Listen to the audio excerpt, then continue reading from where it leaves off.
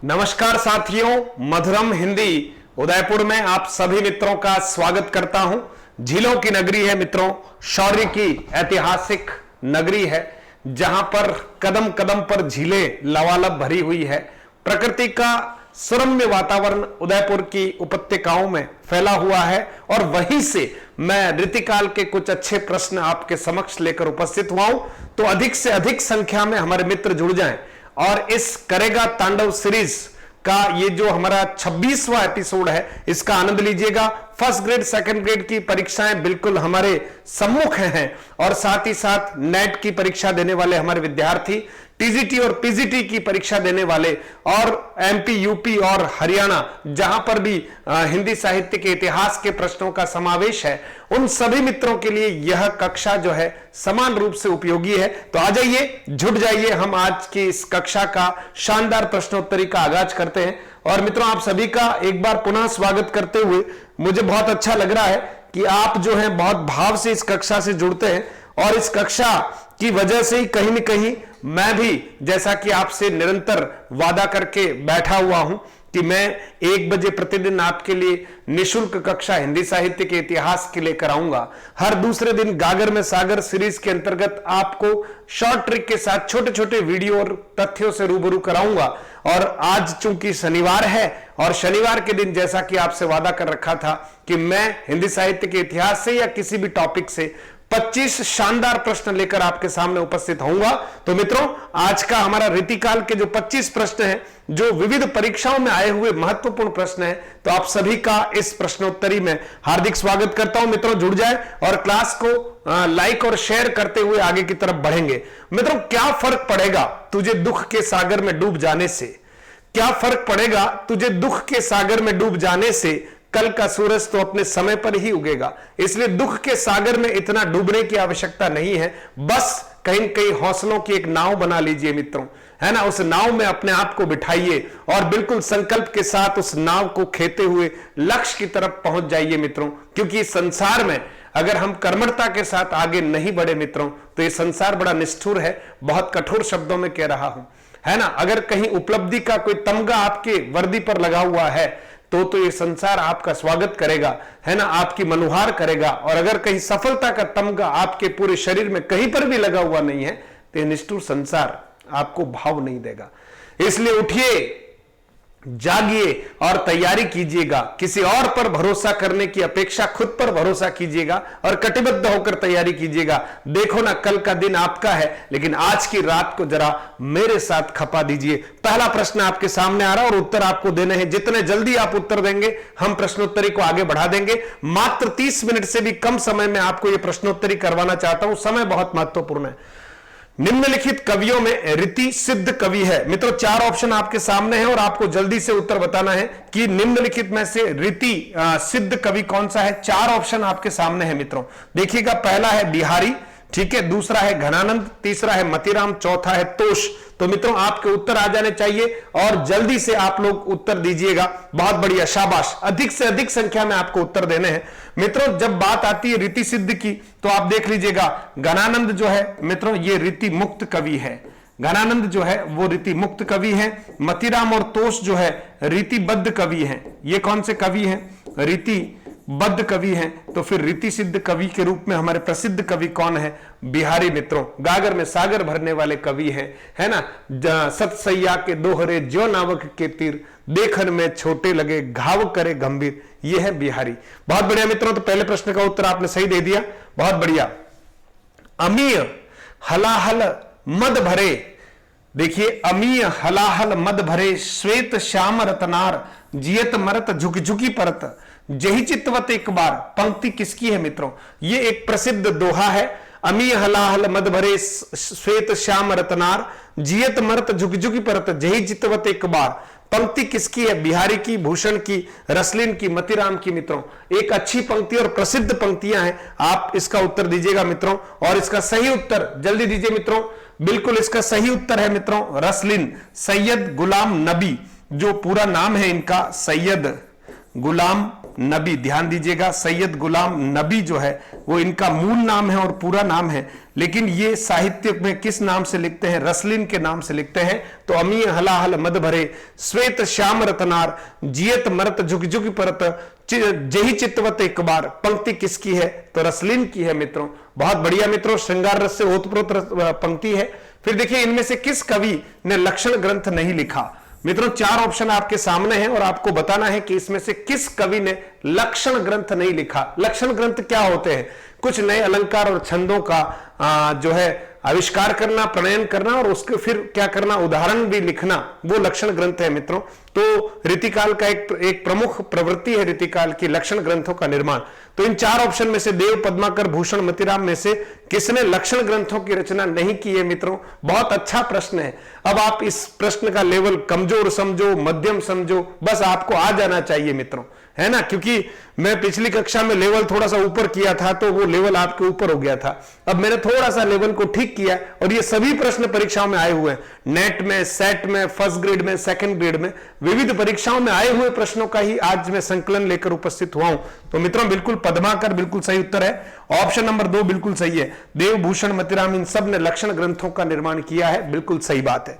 चलिए मित्रों आगे बढ़ते हैं। नेक्स्ट, बरवे नाई का भेद, एक रचना का नाम है। बरवे नाई का भेद के रचनाकार कौन है मित्रों? जो बरवे छंद का बादशाह है, एक प्रकार से बरवे नामक एक छंद होता है, आपको ध्यान है बरवे छंद।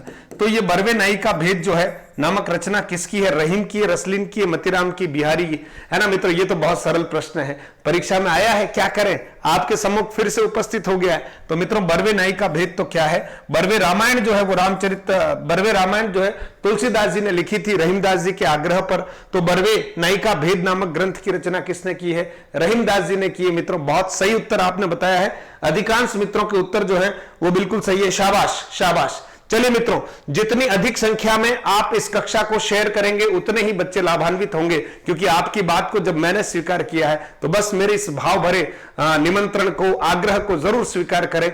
लाइक करिए मित्रों, कितने अच्छी संख्या में मित्र जुड़े हुए हैं, लेकिन अंगूठा दिखाने में जरा कंजूसी नहीं करें मित्रों, जरूर आप एक थम्स अप कर लें, क्योंकि ये आपका लाइक और शेयर कहीं ना कहीं हौसला अफजाई का काम करता है। और मधुरम परिवार 13,000 बच्चों का हो चुका है, इसके लिए आप सभी को ढेर सारी शुभकामनाएं और बधाइयां। आप ही के सहयोग से हम मात्र 17 दिनों में लगभग 6,000 हमारे नए बच्चे जो हैं हमारे मधुरम हिंदी परिवार से जुड़े हैं, और लगभग हमारे 3,000 से अधिक बच्चों ने मधुरम हिंदी ऐप को डाउनलोड किया है, और हमारे टेलीग्राम चैनल में भी लगभग 3,100 से अधिक बच्चे जो हैं वो जुड़ चुके हैं मित्रों। तो ये सब आपके प्रेम का ही और आपके स्नेह का ही कहीं प्रतिफल दिखता है। मैं भी मेवाड़ से हूं और आपसे वादा करता हूं निरंतर आपके साथ जुटा रहूंगा और आपकी परीक्षा तक आपका पीछा नहीं छोड़ने वाला हूं, बस आप तो लगे रहें। और अगला प्रश्न आपके सामने आ रहा है, काल क्रमानुसार रीतिकाल का प्रथम कवि निम्न में से किसे माना जाता है? मित्रों काल क्रम के अनुसार अगर हम देखें तो प्रथम कवि किसको माना गया है? तो मित्रों बिहारी, चिंतामणि, पद्माकर, केशवदास है। समय सीमा को अगर देखें तो 1555 ईस्वी में जन्म माना गया किसका? केशवदास का। 1617 ईस्वी में मृत्यु है, तो 1555 ईस्वी यानी सबसे पहले कौन हुए मित्रों? केशवदास। तो काल क्रमानुसार अगर हम बात करें तो रीतिकाल का प्रथम कवि कौन माना जाएगा मित्रों? केशवदास। बहुत बढ़िया, शाबाश। चलिए आगे बढ़ते। अगला प्रश्न है, निम्न में से कौन सी विशेषता रीतिकाल से संबंध नहीं है? 4 ऑप्शन आपके सामने है, यानी रीतिकाल की प्रवृत्ति इसमें से कौन सी नहीं है या रीतिकाल से संबंधित विशेषता इसमें से कौन सी नहीं है, आपको बताना है। पहला है रीतिबद्धता, रीतिमुक्त काव्य की रचना, युद्ध वर्णन, श्रृंगार वर्णन। अब आपको बताना है कि इसमें से कौन सी विशेषता जो है रीतिकाल से संबंध नहीं है। रीतिबद्धता तो है मित्रों, रीतिमुक्त काव्य की भी रचना हुई है, और श्रृंगार ध्यान रखना मित्रों ये थोड़ा सा फॉन्ट की वजह से ऐसा लिखा हुआ है। श्रृंगार आप जानते हैं इस रूप में ही होता है, डंडा नहीं चाहिए। श्रृंगार वर्णन भी हुआ है मित्रों, लेकिन युद्ध वर्णन वाली बात ज्यादा नहीं है। हाँ, प्रशस्ति परक ग्रंथ जरूर लिखे गए हैं, लेकिन युद्धों का वर्णन तो रासो साहित्य आदिकाल में खूब किया गया है मित्रों। तो यहां युद्धों के वर्णन की बात नहीं है। तो ये जो है युद्ध वर्णन रीतिकाल की प्रवृत्ति नहीं है मित्रों, ये तो सुरा और सुंदरी का काल है। फिर रीति की अविरल परंपरा किस कवि से प्रारंभ मानी जाती है? रीति की अविरल परंपरा है ना, जहां से रीति निरूपण का काम जो है या रीति ग्रंथों की रचना जो है वो अविरल धारा में हुई है। तो रीति की अविरल परंपरा किस कवि से मानी जाती? चिंतामणि, केशवदास, मतीराम, भूषण। आप बताएं मित्रों। किस कवि से जो है अविरल रेखा मानी गई है? अविरल, हाँ, रीति की अविरल परंपरा किस कवि से प्रारंभ मानी जाती है? बताएं मित्रों, शाबाश। चिंतामणि, केशवदास, मतीराम, भूषण। हाँ, बस विचार कम करना है और उत्तर जरूर देना है। हर एक विद्यार्थी जो जुड़ा हुआ उससे आग्रह है, बिल्कुल भाव भरा, कि आप अपने मत को जरूर अभिव्यक्त कीजिएगा, है ना। अब आपकी तैयारियां पूर्ण हो चुकी है, तो अब जरूर ये अभ्यास के लिए ही आपके लिए शनिवार के दिन ये प्रश्न लेकर उपस्थित हुआ हूं मित्रों, और ये आपकी अभ्यास को, आपकी परीक्षा को ध्यान में रखते हुए ही मैं लेकर आया हूं। तो मित्रों, इसमें आप देखेंगे चिंतामणि मित्रों, अविरल धारा रीति की कहां से प्रारंभ होती है? चिंतामणि से प्रारंभ होती है। कवि कुल कल्पतरु आपकी प्रमुख रचना है। फिर देखिए मित्रों, आगे देखिए, किस कवि ने प्रकृति पर स्वतंत्र रूप से रचना की है? कवि, ऐसा कौन सा कवि जिसने प्रकृति पर स्वतंत्र रूप से रचना की? मतीराम, पद्माकर, देव, सेनापति। अच्छा प्रश्न है। प्रकृति पर स्वतंत्र रूप से रचना करने वाले ऐसे रीतिकालीन कवि कौन से हैं? इन चार में से ये आपको बताना है। मतीराम है, पद्माकर, देव है, सेनापति है। हाँ, अधिकांश मित्र हमारे उत्तर दे रहे हैं, शाबाश, जल्दी कीजिएगा। बिल्कुल सही आपने, सेनापति जो है बिल्कुल सही कहा। सेनापति जो है बिल्कुल सही मित्रों, सेनापति जो है वो प्रकृति पर स्वतंत्र रूप से रचना करने वाले रीतिकालीन कवि है। हालांकि पद्माकर भी है, लेकिन सेनापति प्रमुख रूप से। बादशाह जहांगीर की प्रशस्ति में काव्य किसके द्वारा लिखा गया है? जहांगीर की प्रशस्ति में काव्य किसके द्वारा लिखा गया? मतीराम, केशवदास, अब्दुल रहीम, है ना, अब्दुल रहीम, द्विजदेव। बताएं मित्रों, हाँ, द्विजदेव जानते हैं, मान सिंह इसका पूरा नाम है। तो मतीराम, केशवदास, अब्दुल रहीम, द्विजदेव। बताएं मित्रों, बादशाह जहांगीर की प्रशस्ति में काव्य जो है किसने लिखा है? तो बहुत सरल प्रश्न है। हाँ, रीतिकाल के प्रथम कवि भी माने जाते हैं। शाबाश, संकेत आप समझ रहे हैं। बिल्कुल ऑप्शन नंबर 2 बिल्कुल सही है। Keshavdas is the right answer मित्रों, केशवदास राइट आंसर है। अच्छा, आपको पीडीएफ चाहिए ना ये वाली, है ना, कितनी सुंदर है देखो, और सीधा सीधा आपको मिल जाएगा। ये तो समय की बलिहारी है मित्रों की, इतने सारा कंटेंट, इतनी सारे अच्छे ढंग से आपको सारा जो विषय वस्तु है, प्रश्नोत्तर वगैरह मिल जाते हैं। अरे करना कुछ नहीं है यार, है ना, सुन रहे हो विनोद, कुछ भी नहीं करना, आनंद के साथ मधुरम हिंदी का टेलीग्राम चैनल यार ज्वाइन कर लो।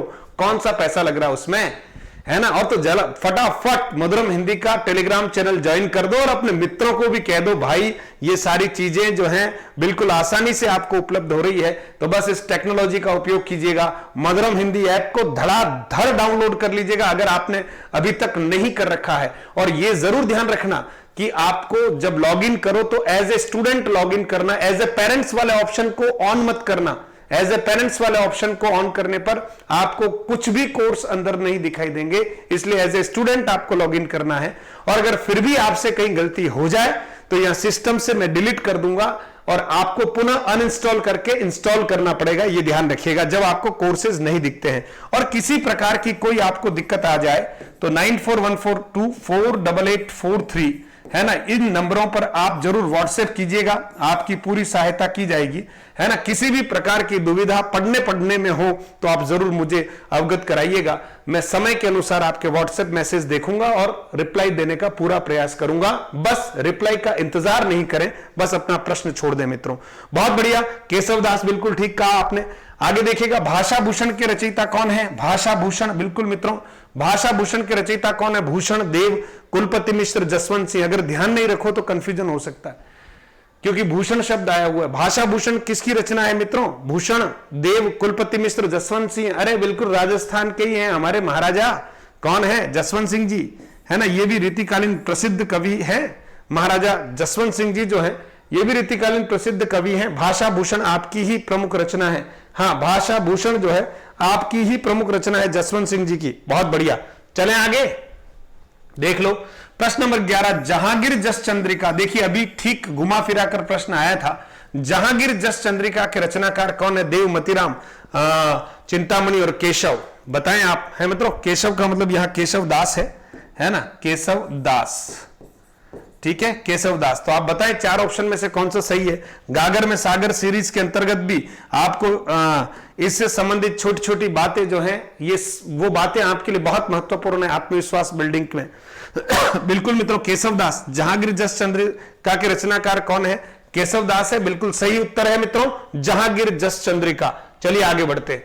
आगे है मित्रों, अति सूधो स्नेह को मार्ग है। अति सुधो स्नेह को मार्ग जा में ना अनेकु सयानप बांक नहीं। है ना, जिसमें कोई भी टेढ़ापन नहीं है, इसलिए अति सूधो स्नेह कुमारक। किसकी उक्ति है, किसका कथन है, बताएं मित्रों। बोधा, ठाकुर, घनानंद आलम। प्रेम में किसने धोखा खाया, है ना। इन चार में जो है प्रेम में धोखा खाने वाला कवि कौन है ना, एक तरफा प्रेम करने वाला कवि कौन है मित्रों, वो निश्चित तौर पर घनानंद है। तो घनानंद ने ही इस पंक्ति को लिखा है, अति सुधो स्नेह को मार्ग जामे नेकु सयानप बांक नहीं, जिसमें लेश मात्र भी क्या है, टेढ़ापन नहीं है, बांकापन नहीं है। निम्नलिखित में से किस कवि को अलंकारवादी आचार्य माना जाता है, बताएं मित्रों, किसको अलंकारवादी आचार्य कहा जाता है। केशवदास, मतिराम, चिंतामणि, पद्माकर। बताएं मित्रों आप कि किसको अलंकारवादी आचार्य कहा जाता है। केशवदास, मतिराम, चिंतामणि, पद्माकर, है ना। कठिन काव्य का प्रेत भी कहा जाता है। अब तो और सरल कर दिया आपके लिए, कठिन काव्य का प्रेत किसको कहा जाता है मित्रों। जल्दी से आप सभी मित्रों से उत्तरों की अपेक्षा करता हूं, आप बताएं कठिन काव्य का प्रेत किसको कहा जाता है। शाबाश, अधिक से अधिक संख्या में जितने मित्र जुड़े हुए हैं वो प्रश्न का उत्तर जरूर दें, और साथ ही साथ क्लास को शेयर तो करना ही है ना। ये तो आपका काम है, लाइक करना, शेयर करना, अन्य मित्रों तक पहुंचाना, है ना। जब मैं आपके लिए कुछ कर रहा हूं तो आप अपने मित्र को जरूर इसके बारे में सूचित कीजिएगा। और आपने निश्चित तौर पर आप सभी को हिंदी का ब्रांड एम्बेसडर जिस दिन से नियुक्त किया है, आप अपनी जिम्मेदारी को बखूबी निभा रहे हैं। और आपने ये एश्योर किया है कि सर आपके कहने से हमने क्लास को शेयर कर दिया है, हमारे बहुत सारे मित्रों तक आपकी क्लास को पहुंचा दिया है। जयपुर हो या अलवर हो, हनुमानगढ़ हो, है ना, नागौर हो, जोधपुर हो, अजमेर हो, बीकानेर हो मित्रों, या मेवाड़ हो, हाड़ौती क्षेत्र हो, कोटा, बूंदी, झालावाड़ के हमारे बच्चे हैं, बहुत सारे चित्तौड़ के बच्चे जुड़े हुए हैं, डूंगरपुर, बांसवाड़ा, प्रतापगढ़, उदयपुर के बच्चे जुड़े हुए हैं, राजसमंद के बच्चे जुड़े हुए हैं। राजस्थान का शायद ऐसा कोई जिला नहीं है जहां का बच्चा मधुरम हिंदी से नहीं जुड़ा हुआ है। और बड़ी प्रसन्नता का विषय है कि राजस्थान से बाहर के बच्चे भी, है ना, आप देखेंगे आंध्र प्रदेश से भी हिंदी पढ़ने वाले लोग हैं, है ना, पंजाब से भी हमारे हिंदी पढ़ने वाले मित्र हैं, और शिलोंग से भी हमारे हिंदी पढ़ने वाले मित्र हैं, दिल्ली से भी हमारे हिंदी पढ़ने वाले मित्र हैं, गुजरात से भी हमारे प्रतियोगी मित्र जुड़े हुए हैं। तो ये हमारे लिए सौभाग्य का विषय है। तो आप देखिए, अलंकारवादी आचार्य तो केवल केशवदास जी है, कठिन काव्य का प्रेत है मित्रों। हाँ, फिर देखिएगा भूषण की कविता का प्रधान स्तर क्या है। भूषण की जो कविता है उसका प्रधान स्तर क्या है, कारुणिक, प्रशस्तिपरक, व्यंग्यात्मक, श्रृंगारिक। ध्यान दीजिएगा, प्रशस्तिपरक, ठीक है, कारुणिक, व्यंग्यात्मक या श्रृंगारिक। तो अब आप देखिएगा प्रशस्तिपरक, है ना। हाँ, शिवा बावनी, शिवराज भूषण, है ना, ये सभी आप देखेंगे तो कहीं ना कहीं क्या है, प्रशस्तिपरक ग्रंथ है ना। हाँ बिल्कुल, छत्रसाल, तो आप देखें राजा छत्रसाल, और कहीं ना कहीं शिवाजी महाराज की वीरता का वर्णन किया है, प्रशस्ति परक। और रस की बात करें तो वीर रस से ओतप्रोत रचनाएं जो हैं, रीतिकालीन जो हैं वीर रस के कवि हैं, कौन है, भूषण सर्वाधिक प्रसिद्ध वीर रस के कवि है।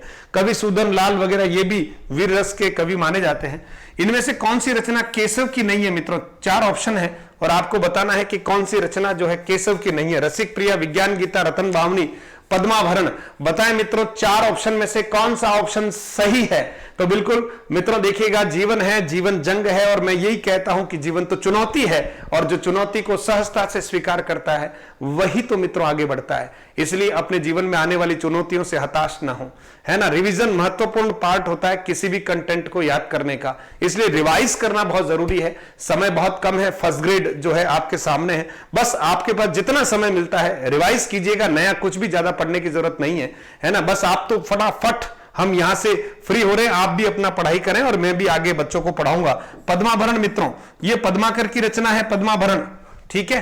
तो रसिक प्रिया, विज्ञान गीता, रतन भावनी, ये सब जो है केशवदास जी की रचना है। शिवराज भूषण में अलंकारों की संख्या कितनी है मित्रों, ये भी एक महत्वपूर्ण प्रश्न है। शिवराज भूषण, भूषण की रचना है, ठीक है ना, भूषण की रचना है मित्रों। तो शिवराज भूषण में अलंकारों की संख्या कितनी, 100, 105, 320, 210।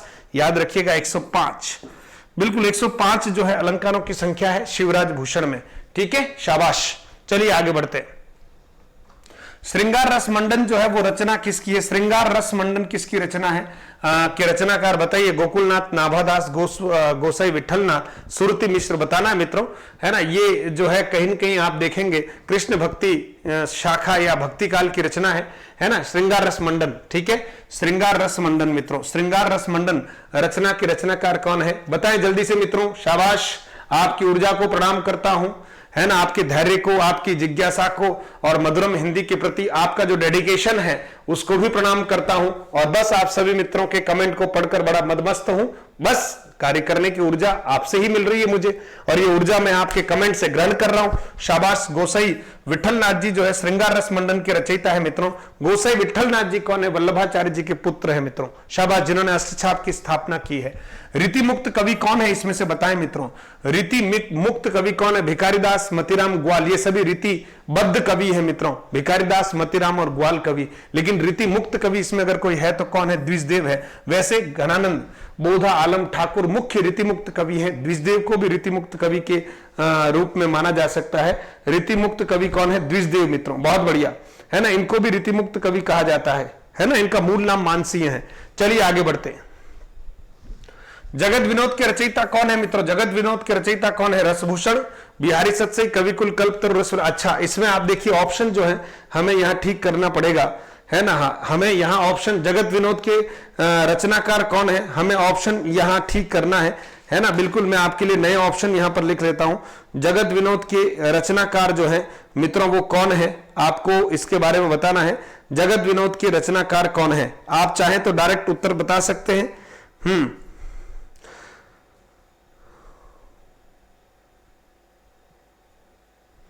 देखिएगा, जगत विनोद के रचनाकार के बारे में हम बात कर रहे हैं, तो चार ऑप्शन आप लिख लीजिए मित्रों। चिंतामणि, भूषण, यहां पर देखिएगा ये थोड़ा सा ऑप्शन अलग टाइप हो गए हैं। जगत विनोद के लिखें आप पद्माकर, पद्माकर, चिंतामणि, चिंतामणि मित्रों, भूषण, भूषण, और चौथा ऑप्शन है मतीराम। ठीक है मित्रों, मती राम। आप इन चार ऑप्शनों की बात करेंगे। ये थोड़ा सा यहां से आप, है ना, जगत विनोद के रचयिता है पद्माकर, पद्माकर मित्रों, है ना, पद्माकर। ठीक है, पद्माकर। दूसरा देखें चिंतामणि, तीसरा भूषण और चौथा मतीराम। अब आपके उत्तर आ जाने चाहिए मित्रों, ताकि सही उत्तर हमारे तक पहुंच जाए और हम आगे की तरफ बढ़े। जल्दी से उत्तर दीजिए मित्रों। हाँ, जगत विनोद के रचनाकार मित्रों जल्दी से बताएं। बिल्कुल मित्रों, पद्माकर बिल्कुल सही ऑप्शन है। ऑप्शन नंबर 1 मित्रों, पद्माकर बिल्कुल सही है। जगत विनोद के रचयिता पद्माकर हैं। अगले प्रश्न की ओर बढ़ते हैं। देखिएगा, अगला प्रश्न है, रीति निरूपण की प्रवृत्ति का परिचय ग्रंथ है। हाँ, अब ये उल्टा सीधा हो गया था। रीति निरूपण की प्रवृत्ति का परिचय ग्रंथ है रसभूषण, बिहारी सत्सई, कविकुल, कल्पतरु और रसविलास। मित्रों बिल्कुल, रीति निरूपण की प्रवृत्ति का परिचय ग्रंथ जो है कविकुल, कल्पतरु है। चिंतामणि का ग्रंथ है मित्रों, चिंतामणि त्रिपाठी की रचना है चिंतामणि की। कविकुल, कल्पतरु जो है रीति निरूपण की प्रवृत्ति का परिचय ग्रंथ है। इसके ऑप्शन उसमें चले गए मित्रों। चलिए आगे बढ़ते हैं। ठीक है, इश्क लता के रचनाकार कौन है? उत्तर देना है मित्रों। इश्क लता के रचनाकार कौन है? इश्क लता के बोधा, ठाकुर, घनानंद, आलम। मित्रों बिल्कुल इसका उत्तर आप दे सकते हैं।